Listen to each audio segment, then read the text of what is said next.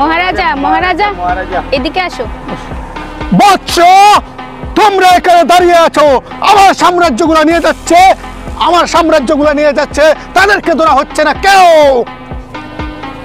সেনাপতি, আমি জানতে চাই আমার সাম্রাজ্য কেন এভাবে নষ্ট হয়ে যাচ্ছে, কোন কারণে, কিসের কারণে? একই বাল করে যেতেন ঝাউপনা, আমি কি করব বুঝতে পারছি না। তুমি আমাকে যেগুলো দিচ্ছ আমি সেগুলো মানুষের পাঠিয়ে দিচ্ছি, এখন আমাকে কিছু দেও নাই, আমি কিভাবে দিব? আমার সাম্রাজ্যে এত অনিয়ম উশৃঙ্খল চুরে ভরে গেছে, এখন আমি নিজেও চুর হয়ে যাচ্ছি। আমাকে তো এমন গুতা দিবে প্রজারা ধরে, আমি বাঁচতেই পারবো না। ঝাউপনা, আমি তোমাকে বলতেছি, তুমি যেইগুলা মানুষকে দেও জেলি বাটানোর জন্য, তুমি সেই রাতেই মানুষের জন্য আবার চুরি করে নিয়ে এসো কেন ঝাউপনা? মহারাজের সাথে এভাবে কথা বলিস? আমার জিনিস দিনে দেয়, রাতে আমি চুরি করে আনি, এতে গুনার কি আছে? ঝাউপনা, তুমি এগুলো চুরি করে নিয়ে এসে তাহলে আরো খাবে কি? গু খাবে? এগুলা মরে যাক, এগুলা প্রজারা মরে যাক, আমি বাদশাহ শাহেনশাহ, কিন্তু আমার সাম্রাজ্য টিকে রাখতে হবে।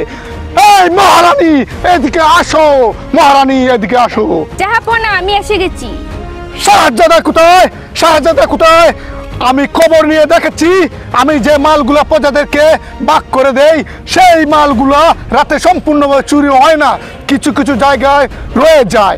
সেই শাহজাদাকে ডেকে নিয়ে আসো, এদেরকে আমি তেজ্য পুত্র করে দেব। শাহজাদা, তুমি কোথায়? এদিকে আসো। কি হয়েছে আম্মাজান? কি হয়েছে আম্মাজান? বাদশা তোমাকে স্মরণ করিয়াছে। বৎস, এদিকে আসো, তুমি হলে শাহজাদা। আমি যে মালগুলি প্রজাদের কাছে ভাগ করে দেই, সেগুলা তোমরা চুরি করতে ব্যর্থ হইয়াছো, সেই কারণে তোমাদেরকে এই রাজ্য থেকে ত্যায্য করা হলো, আর কখনো আমার সামনে আসবে না।